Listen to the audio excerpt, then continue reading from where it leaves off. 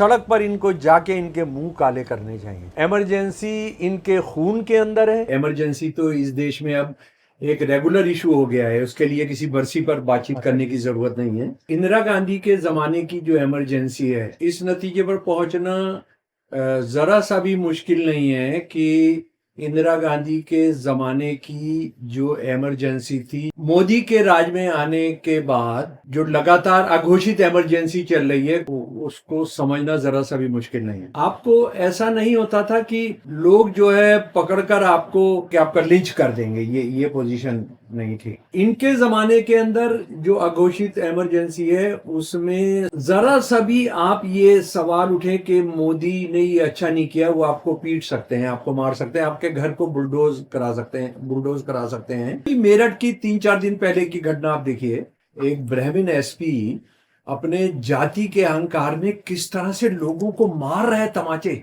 सड़क पर एक बंदा बोल रहा है और भीड़ ने उसको घेरा हुआ कि 10 मिनट के अंदर तेरी वर्दी उतरवा दूंगा। आरएसएस जो बना था सन 1925 में, उसके प्रेरणा स्रोत कौन लोग थे? सावरकर साहब वो थे जो ये कह रहे थे कि हिटलर बहुत बढ़िया है। दूसरा गोलवलकर साहब, जिन्होंने कहा कि हिटलर मुसोलिनी ने जो कुछ यहूदियों के साथ किया है वो हमने मुसलमान ईसाइयों के साथ यहाँ करना होगा, मनुस्मृति हमने लागू करनी होगी। संविधान रखा है एक स्टैंड पर और मोदी उसके सामने सर झुका रहे हैं। तो मुझे हंसी भी आई, लेकिन मुझे ये भी था कि जब इस बंदे ने संविधान के सामने अगर सर झुका दिया तो इसका मतलब संविधान का सत्यानाश होना तय है। तानाशाही के तो ये उपासक हैं। आप जो एसआईआर करवा रहे हैं, जिससे आप चुनाव जीत रहे हैं, उसके बारे में यूनाइटेड नेशंस, उसके बारे में अमेरिकी कांग्रेस क्या कह रहा है? ये कहना कि ये इंदिरा गांधी की खिलाफ लड़े थे, इससे बड़ा झूठ नहीं। सच्ची बात यह है, अगर किसी एक दौर में पूरी की पूरी आरएसएस के कंट्रोल में आ गई थी, तो वो यही दौर था जब उन्होंने इमरजेंसी लगाई थी। देवरस ने अपने इस पत्र में यहां तक कह दिया, आरएसएस का नाम जयप्रकाश नारायण के आंदोलन के साथ अन्यथा जोड़ दिया गया है।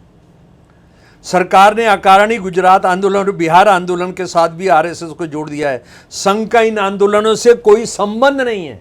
प्रणब मुखर्जी वो है जो आरएसएस इमरजेंसी के क्या कहते हैं, इमरजेंसी करने वालों के मुजरिमों में एक था। आरएसएस के राज वाली सरकारों में जो लिया है, पेंशन लिया, जरा उसके बारे में आप सुनेंगे तो आप हैरान रह जाएंगे। आरएसएस ने, अगर आप 1 महीना इमरजेंसी में रहे तो 10,000 रुपए है आपको फैमिली पेंशन।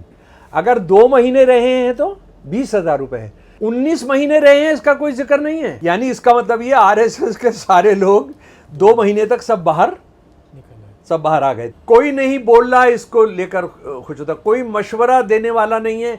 वही होम मिनिस्टर है, वही रेलवे मिनिस्टर है, वही यूथ मिनिस्टर है, वही ट्रांसपोर्ट मिनिस्टर है, सब कुछ वही है। इंदिरा गांधी ने सब कुछ करने के बाद इलेक्शन कमीशन को इस्तेमाल नहीं किया जब 1977 के अंदर वो हारी। कर सकती थी ना। ये हम आने वाली पीढ़ियों को, सच बात यह है कि उनको हम क्या जवाब देंगे पता नहीं। नमस्कार दोस्तों, मेरा नाम हैदर अब्बास नकवी है और आप लोग मुझको इस वक्त द स्वतंत्र पर देख रहे हैं। स्वतंत्र की हमेशा से ये कोशिश रही है कि आप लोगों तक सही बात पहुंचे, सही इतिहास पहुंचे।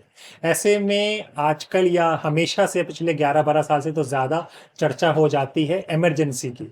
इमरजेंसी के वक्त में बताया जाता है कि किस तरह से शोषण होता था, किस तरह से प्रताड़ित किया जाता था। अब इसमें कितनी सच्चाई है और उसके साथ आज के दौर जो चल रहा है, क्या वो इमरजेंसी से अलग है? आज हम इसी बात को साझा करेंगे आपके साथ। और इसके साथ हमारे साथ देख सकते हैं, हमारे साथ प्रोफेसर शमशुल इस्लाम साहब हैं। सर, बहुत बहुत शुक्रिया आपका। हमारे दर्शक हमेशा बराबर पूछ रहे हैं कि भाई इमरजेंसी का बताया जाता है कि बहुत लोगों को परेशान किया गया, बोलने की आज़ादी नहीं थी, बंद कर दिया जाता था, जेल में काम नहीं कर सकते थे, धर्म की आज़ादी नहीं, किसी की आज़ादी नहीं। और आज का दौर भी वो लोग देख रहे हैं, तो वो समझ नहीं पा रहे हैं कि आज के दौर में इमरजेंसी तो कहीं कहा नहीं जा रहा है, लेकिन जो चीजें बताई जा रही हैं वैसे ही हो रही हैं। इसमें क्या समानता है, क्या अलग है, इसे कैसे समझे? नहीं, बहुत शुक्रिया इस अहम मसले पर चर्चा करने के लिए। हालांकि इसका हमारा जो इमरजेंसी की बरसी मनाई गई उससे ताल्लुक नहीं, क्योंकि इमरजेंसी तो इस देश में अब एक रेगुलर इशू हो गया है, उसके लिए किसी बरसी पर बातचीत अच्छा। करने की ज़रूरत नहीं है। तो बहुत शुक्रिया कि आपने इस पर तय किया आपने। ये जो इंदिरा गांधी के ज़माने की जो इमरजेंसी है, जिन लोगों ने उसको जिया है, देखा है, और जो आज हम जी रहे हैं, जो हम रह रहे हैं, तो ये इस नतीजे पर पहुंचना ज़रा सा भी मुश्किल नहीं है कि इंदिरा गांधी के ज़माने की जो इमरजेंसी थी, जो एक कानून का एक एक धारा को इस्तेमाल करके, इमरजेंसी जो पावर्स हैं हमारे हमारे 18वें भाग में हमारे कॉन्स्टिट्यूशन के, उसको लेकर जो ऐलान किया गया था, वो अ, मोदी के राज में आने के बाद वो जो लगातार अघोषित इमरजेंसी चल रही है, कौन सी ज़्यादा खतरनाक है, उसको उसको समझना ज़रा सा भी मुश्किल नहीं है। मैं पूरे यकीन के साथ कह सकता हूँ कि इंदिरा गांधी के ज़माने की जो इमरजेंसी थी, उसमें यानी सारे देश को उसने परेशान कर दिया, सारे अधिकार छीन लिए। सुप्रीम कोर्ट और बहुत सारी जगह की कोर्ट्स इंदिरा गांधी के साथ हो गई। लेकिन लड़ने का सड़क पर माहौल था। आप इंदिरा गांधी के खिलाफ लड़ते थे, और यानी कैसे कैसे लड़ते थे उसका जब आरएसएस वाले ही बताते हैं कि हम भी खूब लड़े थे, तो और वो कितना लड़े थे उसका अभी हम तसिया उसको देखेंगे उनके अपने दस्तावेजों की रोशनी में। लेकिन सच ये है कि आप लड़ते थे, और आपको ऐसा नहीं होता था कि लोग जो है पकड़कर आपको या इस तरह से करेंगे कि आपका लिंच कर देंगे, ये पोजीशन नहीं थी। इनके ज़माने के अंदर जो अघोषित इमरजेंसी है, उसमें सड़क पर इस तरह के मोहल्ले के अंदर, कॉलेज के अंदर, कॉलेज के बाहर, गांव के अंदर, गांव के बाहर, शहर में, इस तरह के तत्व बाकायदा बड़ी तादाद में पाले पोसे गए हैं, ट्रेन किए गए हैं कि जो जरा सा भी आप ये सवाल उठे कि मोदी ने ये अच्छा नहीं किया, वो आपको पीट सकते हैं, आपको मार सकते हैं, आपके घर को बुलडोज करा सकते हैं। आप देखें कि पिछले 10-12 दिन के अंदर 3-4 जगह का कोर्ट के बड़े अहम फैसले हुए हैं कि इन पर क्यों आपने ये मुकदमा किया था, इनको क्यों किया था। ये एक प्रदर्शन ही तो कर रहे थे। क्या प्रदर्शन करना बंद हो गया है? क्या प्रदर्शन पर पाबंदी लगा दी है? क्या भारत का संविधान जो है क्या उसको आपने फ्रीज कर दिया है? तो आज हम देख रहे हैं कि भारत के इतिहास में बहुत दमनकारी समय आए हैं, बहुत नाजुक समय आए हैं, लेकिन जिस तरह से नौजवानों को, वकीलों को, टीचर्स को, एक्टिविस्ट को, बच्चियों को, दलित कार्यकर्ताओं को जिस तरह से जेलों में डाला जा रहा है। अभी मेरठ की 3-4 दिन पहले की घटना आप देखिए कि कोई इमरजेंसी नहीं है, कोई उस तरह का कोई बम नहीं फटा है, कुछ नहीं हुआ है, लेकिन वो एक एसपी जो है, एक ब्राह्मण एसपी, अपने जाति के अहंकार में किस तरह से लोगों को मार रहा है, लोगों को तमाचे मार रहा है। उसके लिए भी वो खतरनाक है, क्योंकि कोई जवाबी हमला करे, कुछ कर दे, लेकिन उसको ये है कि मेरे को कोई रोकने वाला नहीं है, मैं जो चाहे करूंगा वो कर सकता हूं। ये जो इमरजेंसी है उसमें एक गिरोह है, एक पुलिस वाले को, एसएचओ को सहारनपुर या कहां पर, एक सड़क पर एक बंदा बोल रहा है और भीड़ ने उसको घेरा हुआ कि 10 मिनट के अंदर तेरी वर्दी उतरवा दूंगा, 10 मिनट के अंदर तेरी वर्दी उतरवा दूंगा। तो ये तो कि हम लोग पुलिस की परवाह नहीं करते हैं, हम लोग कानून तोड़ते हैं, उसमें वो आरएसएस का या जिसका भी जुड़ा बंदा, और अगर आरएसएस से जुड़ा नहीं होगा तो वो इस तरह की बात नहीं करेगा। तो और एक और बात जो समझने की है कि आरएसएस का जो बंदा होता है, वो तो मेंटली उसका जो पूरा सोच है, वो पूरा तानाशाही और फासिस्ट होती है। ये इसको हमको बहुत साफ तरीके से इसको जानना चाहिए। आरएसएस जो बना था सन 1925 में, उसके प्रेरणा स्रोत कौन लोग थे? सावरकर साहब वो थे जो ये कह रहे थे कि हिटलर जो है, हिटलर बहुत बढ़िया है। दूसरा गोलवलकर साहब, जिन्होंने कहा कि हिटलर मुसोलिनी ने जो कुछ यहूदियों के साथ किया है वो हमने मुसलमान ईसाइयों के साथ यहाँ करना होगा, मनुस्मृति हमने लागू करनी होगी। और ये वो बंदा था जिसने सन 1940 में आरएसएस के हेडक्वार्टर पर बोलते हुए, जहाँ के इनका एनुअल फंक्शन होता है और जो लीडिंग कैडर्स आते हैं सारे देश से, कि हम 1350 सारे ऑल इंडिया से लीडिंग कैडर आए थे, एक ध्वज के नीचे एक नेता के मार्गदर्शन में एक ही विचार से प्रेरित होकर राष्ट्रीय स्वयंसेवक हिंदुत्व की प्रखर ज्योति इस विशाल भूमि के कोने कोने में प्रज्वलित कर रहा है, जला रहा है। 1940 अंग्रेजों के खिलाफ लड़ने की बात नहीं कर रहा है वो, कि हम हिंदुत्व की एक नेता एक विचारधारा उसके तहत। और आपको हंसी आती है, मुझे बहुत हंसी आई, क्योंकि मैं गोलवलकर और आरएसएस की स्थापना किन हालात में हुई, कौन से उनके आदर्श थे, किन आदर्शों पर चलकर हुआ, उन्होंने ड्रेस तक उनसे फासिस्ट और नाजी लोगों से ली। तो 25 जून को इस बार 2026 के सारे अखबारों में फ्रंट पेज पर एक पोस्टर आया जो मुझे लग रहा है स्वतंत्र वाले दिखाएंगे। उसमें अंग्रेजी में ज्यादा थे, अंग्रेजी अखबारों में। हिंदी अखबारों में उन्होंने दिया नहीं, क्योंकि उनको लगता है कि हिंदी वालों को तो कोई बताने की जरूरत ही नहीं है, वो तो सब अपने साथ ही हैं। हिंदी अखबार में नहीं था ये एडवर्टीजमेंट जो है। Long live democracy, a programme dedicated to upholding constitutional democracy. ये संविधान हत्या दिवस 2026 कहीं मना रहे थे और उसका क्लोजिंग ईयर था, और मोदी जी संविधान को पूछ खड़े हैं, एक उस पर संविधान रखा है एक स्टैंड पर और मोदी उसके सामने सर झुका रहे हैं। तो मुझे हंसी भी आई, लेकिन मुझे ये भी था कि जब इस बंदे ने संविधान को के सामने अगर सर झुका दिया तो इसका मतलब संविधान का सत्यानाश होना तय है। इन्होंने पार्लियामेंट, जब आप प्रधानमंत्री बने थे तो पार्लियामेंट को जाके इन्होंने चूमा था उसके दरवाजे को, तो ये मैंने तब भी कहा था कि ये पार्लियामेंट गई और पार्लियामेंट चली गई। सुप्रीम कोर्ट में जब ये जाके जजेस के साथ मिलते हैं, उनके घरों पे जाके पूजा करते हैं, तो उसे सुप्रीम कोर्ट मजबूत होती है नहीं होती है, लेकिन सुप्रीम कोर्ट का सत्यानाश हो जाना तय हो जाता है। तो ये इन्होंने जिसको प्यार किया, जिस पर निगाह डाली, वो कई बार इसीलिए इनको वो भी कहते हैं, पनौती भी कहते हैं ना। तो यानी ये जो देश का हाल इन्होंने करके रखा है, और इमरजेंसी के तो ये तानाशाही के तो ये उपासक हैं।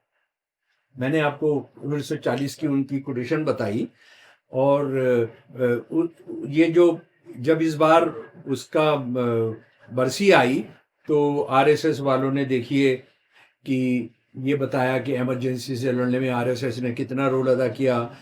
आपातकाल इतिहास के एक अध्याय से कहीं बढ़कर बन गया, ये एक चेतावनी बन गया। नरेंद्र मोदी के लिए ये सिर्फ एक बीती घटना नहीं थी, ये उनकी निजी यात्रा का हिस्सा था। प्रधानमंत्री के तौर पर उन्होंने अक्सर देश को इस काले दौर की याद दिलाई है। ये आजाद विचार, कला और अभिव्यक्ति को कैद करने के बारे में था। उस दौर ने सिर्फ निशान ही नहीं छोड़े बल्कि यादें भी छोड़ी हैं। इसने हमें सिखाया कि आजादी अर्जित की जाती है, उपहार में नहीं दी जाती। लेकिन हमको तो लग रहा है कि आजादी जो है वो उपहार में ही, जो मोदी जी दे दें वो होती है। आज इस देश के पत्रकारों के साथ जो हो रहा है, सारी दुनिया का जो इंडेक्स है, जो उसके अंदर कहां नीचे गिरकर आया है, गिरफ्तारियों को लेकर जो है, आप जो एसआईआर करवा रहे हैं, जिससे आप चुनाव जीत रहे हैं, उसके बारे में यूनाइटेड नेशंस, उसके बारे में अमेरिकी कांग्रेस क्या कह रहा है, उसको जरा सोचने और समझने की बात है। यानी ऐसे दिन, ऐसी बातें देखने को नहीं, सुनने को, यानी उस जमाने के अंदर बहुत कुछ हुआ था। लेकिन आप जो है कहीं पर कोई भी आपके साथ कर सकता। उस जमाने में आप पुलिस से डरते थे, लेकिन सड़क के गुंडों से नहीं डरते थे। ये यूथ कांग्रेस के लोग थे, लेकिन यूथ कांग्रेस के लोग आमतौर पर ये सड़कों पर गुंडागर्दी करने नहीं आते थे, कहीं प्लान करके आते थे, कुछ करते थे, लेकिन बेसिकली वो आज आप कहीं भी पीट दिए जाएंगे, कुछ भी किया। गाय के नाम पर आप किसी को भी लूट सकते हैं, आप बकरी भी लेकर जा रहे हैं तो आप मारे जा सकते हैं। आपके पास मुर्दा गाय के खाल उतारने का लाइसेंस है और आप हिंदू हैं, उसके बावजूद भी आप मारे जा सकते हैं कहकर के इन्होंने गौ की हत्या की है। तो ये तो मोदी जी के राज में ही हो सकता है। और ये कहना कि ये इंदिरा गांधी की खिलाफ लड़े थे, इससे बड़ा झूठ नहीं। सच्ची बात यह है, अगर किसी एक दौर में पूरी की पूरी आरएसएस के कंट्रोल में आ गई थी तो वो यही दौर था जब उन्होंने इमरजेंसी लगाई थी। ये इसको हमको कभी भी नहीं भूलना चाहिए, क्योंकि संजय गांधी जो सबको नसबंदी करके आबादी कम करने का, ये सब यही तो आरएसएस के नारे हैं। आबादी कम करो, आबादी बढ़ रही है, और किन की आबादी बढ़ रही है? गरीबों की बढ़ रही है, मुसलमानों की बढ़ रही है। डिसिप्लिन करो, डिसिप्लिन के नाम पर।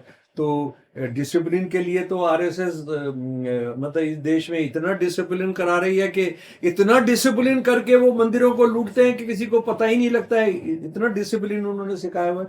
तो हम असल में उस जमाने के आरएसएस के जो लड़ने की जो बातें, उस जमाने के दस्तावेज आरएसएस के देखते हैं जी।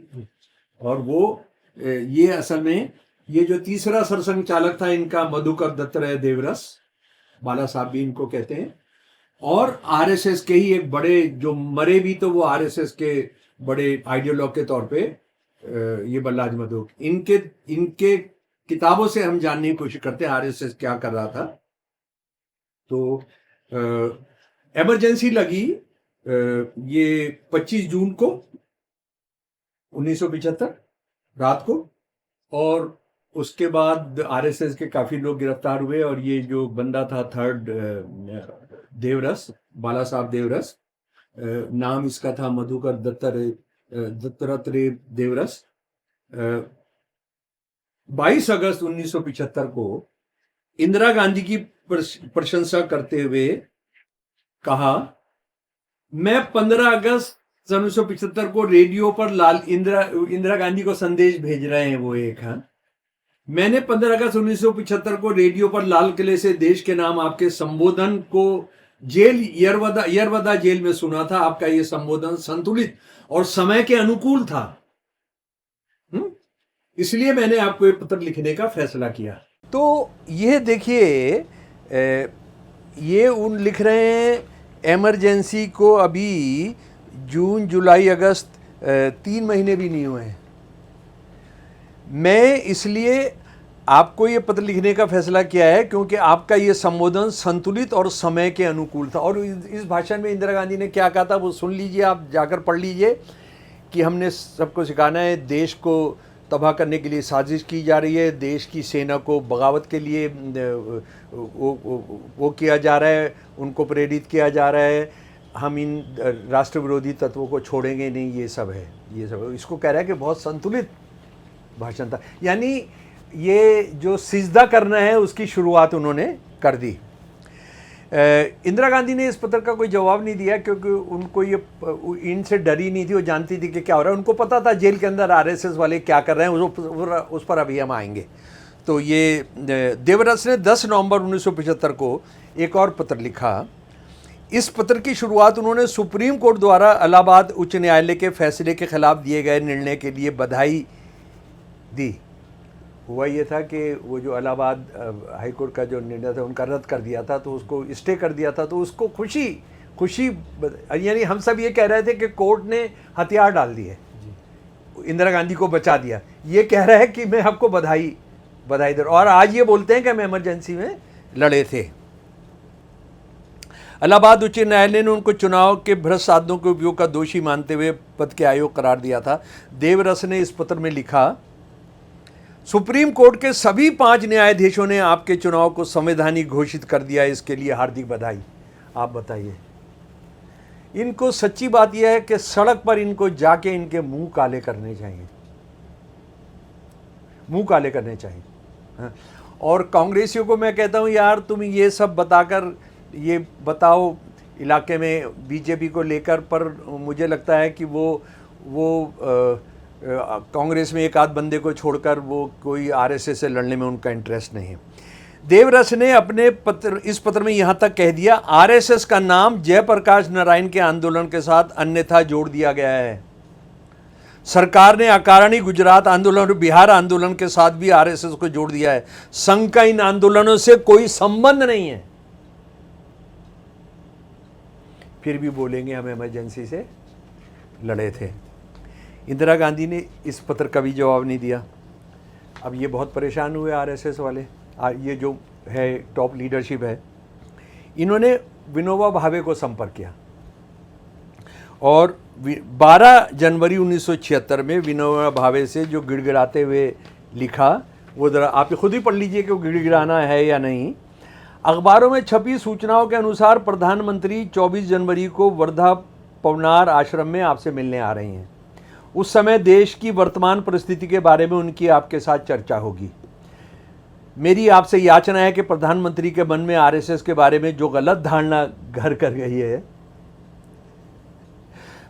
आप कृपया उसे हटाने की कोशिश करें ताकि आरएसएस पर लगा प्रतिबंध हटाया जा सके और जेलों में बंद आरएसएस के लोग रिहा होकर प्रधानमंत्री के नेतृत्व में प्रगति और विकास में सभी क्षेत्रों में अपना योगदान कर सकें।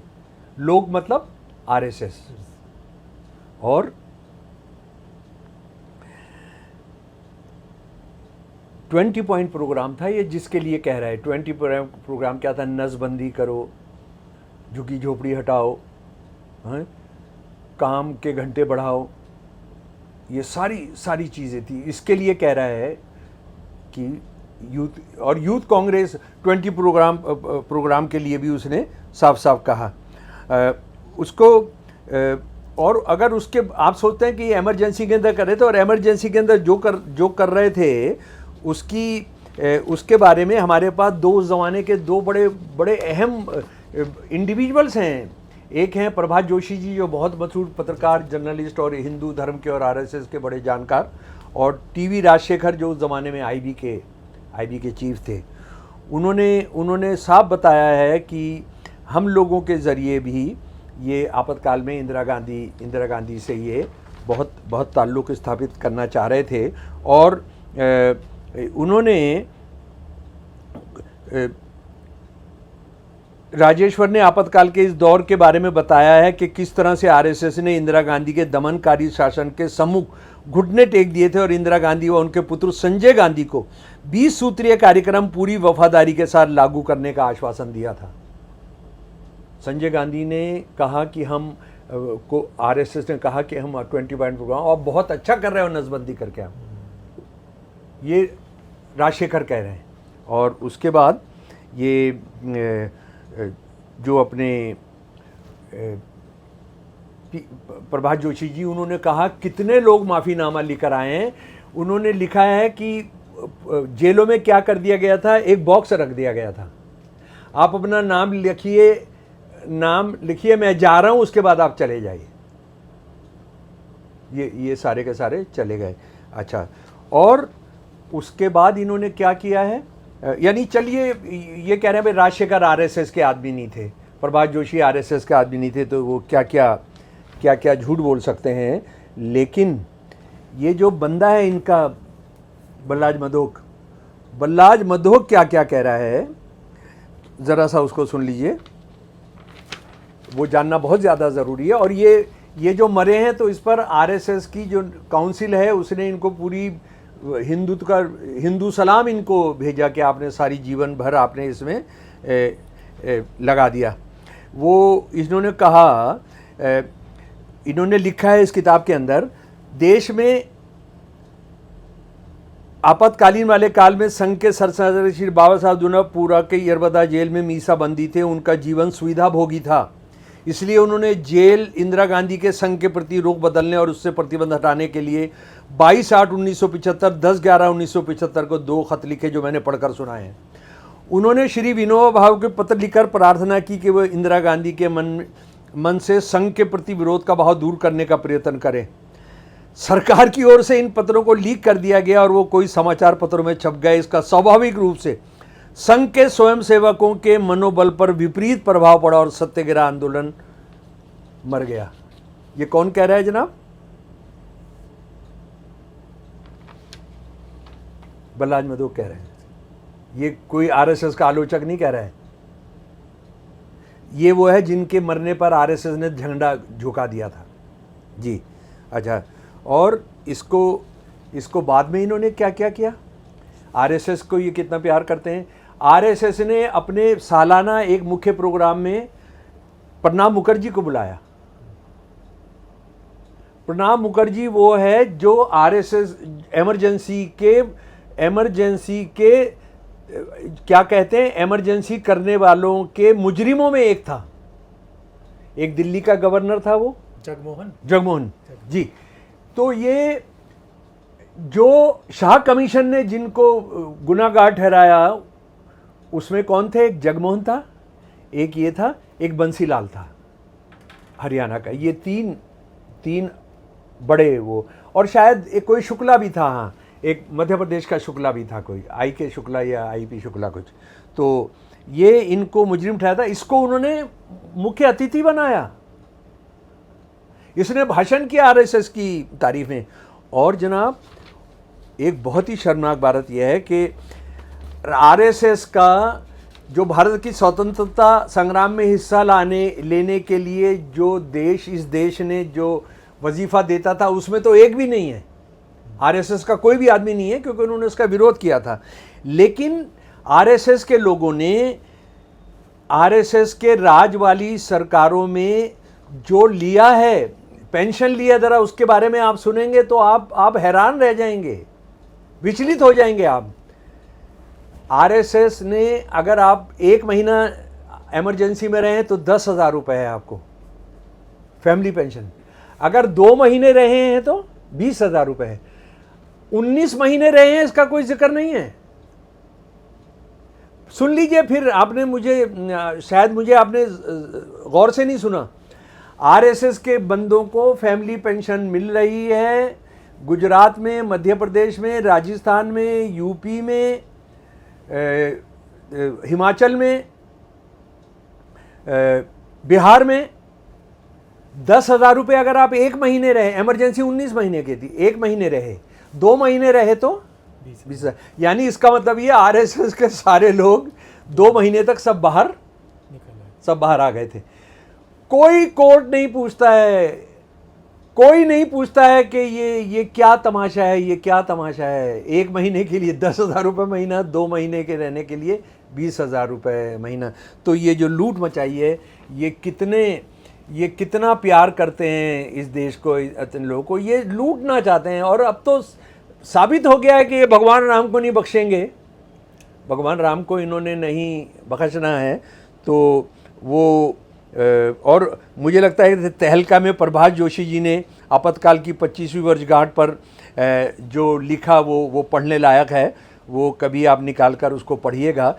तो ये तानाशाहों का गिरोह है। ये हर चीज़ में पैसा बनाना चाहता है, हर चीज़ में पैसा बनाना चाहता है। तो इमरजेंसी इनके खून के अंदर है। ये देखिए, तानाशाह क्या होता है? एक तो खुद को देखकर खुश होता है, कोई नहीं बोल रहा इसको लेकर खुश होता है, कोई मशवरा देने वाला नहीं है। वही होम मिनिस्टर है, वही रेलवे मिनिस्टर है, वही यूथ मिनिस्टर है, वही ट्रांसपोर्ट मिनिस्टर है, सब कुछ वही है जी। भगवान राम की प्राण प्रतिष्ठा भी वही करेगा। वो जो सुगोल है, वो जो लेकर जाना है संसद के अंदर, वो भी यही लेकर जाएगा।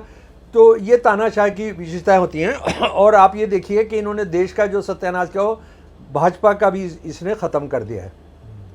तो ये तानाशाह हैं। और इंदिरा गांधी की आपने तारीफ़ करनी चाहिए कि 19 महीने के बाद उसने सारी रिपोर्ट्स और ये सब आकर उसने वापस ले ली। उन्होंने वापस ले ली और फिर चुनाव हार गई। ये भी सच है ना। क्या मोदी कर सकता है ये? हमारे देश का प्रधानमंत्री कर सकता है? अमित शाह होने देगा ये? इंदिरा गांधी ने सब कुछ करने के बाद इलेक्शन कमीशन को इस्तेमाल नहीं किया जब 1977 के अंदर वो हारी। कर सकती थी ना। आपने तो अब ये कर दिया है कि कोई चुनाव लड़ने का सोच ही नहीं सकता है। आप देश के कम से कम 40 करोड़ लोगों को नागरिकता और वोटिंग राइट से आप बाहर करने जा रहे हैं। जिन वोटों से आप 2024 के अंदर, 2014 के अंदर, 2019 के अंदर, 2024 के अंदर जिन वोटों को लेकर आप जीते, अब आप ये करने जा रहे हैं कि हमने जनता ही बदल दी है। तो अगर इस देश को बचाना है तो ये अघोषित तानाशाही जो है, ये अघोषित जिस तरह से तमाम हमारे देश के अंदर हो रहा है, ये विश्व के सबसे बड़े जनतंत्र का विनाश हम सबके सामने है। भारत में संविधान के कुछ अनुच्छेदों 352 से 360 का इस्तेमाल करके इमरजेंसी लगाई गई थी और बाद में उसे हटा भी लिया गया था। आज इंदिरा गांधी और कांग्रेस सरकार के बिना आरएसएस के सबसे शक्तिशाली हस्ती मोदी के राज में इस तरह की अघोषित इमरजेंसी लगातार चल रही है। आज जब इंदिरा गांधी और कांग्रेस नहीं है, उस ज़माने में तो एक यूथ कांग्रेस था, एक संजय गांधी था, एक ये था, लेकिन अभी तो एक बंदा है और अगर कोई दूसरा है तो उसका वो दूसरा गुजराती उसका दोस्त है। अघोषित इमरजेंसी चल रही है, उसे हटाने की ज़रूरत ही नहीं है क्योंकि इसे कभी घोषित ही नहीं किया गया था। यानी देखिए मज़ा क्या कर रहे हैं वो, क्यों इमरजेंसी हटाओगे, क्योंकि हमने तो घोषित ही नहीं किया। तो देश के साथ जो मजाक हो रहा है, पर दुनिया के सबसे बड़े प्रजातंत्र का ये हश्र होगा। ये हम आने वाली पीढ़ियों को, सच बात यह है कि उनको हम क्या जवाब देंगे पता नहीं। बहुत बहुत शुक्रिया। तो देखिए ये चर्चा, ये जानना बहुत ज़रूरी था कि आज का जो दौर है वो कैसा दौर है, और जो पहले था जो इमरजेंसी की बात कर रहे हैं उन्होंने किस तरह से इंदिरा गांधी को पत्र लिखकर और क्या कहा था। तो इस तरह की चर्चाएं कैसे इलेक्शन कमीशन को ईमानदारी से चुनाव कराने देकर हारी। ये सबसे बड़ी बात है कि 77 का चुनाव हुआ और इंदिरा गांधी हार गई। क्या आज ये मुमकिन है? जो भी आपकी राय हो कमेंट बॉक्स में हमें ज़रूर लिखें और अपने दोस्त हैदर अब्बास नकवी को इजाज़त दें। फिर होगी मुलाकात ऐसी चर्चा के साथ, तब तक के लिए नमस्कार।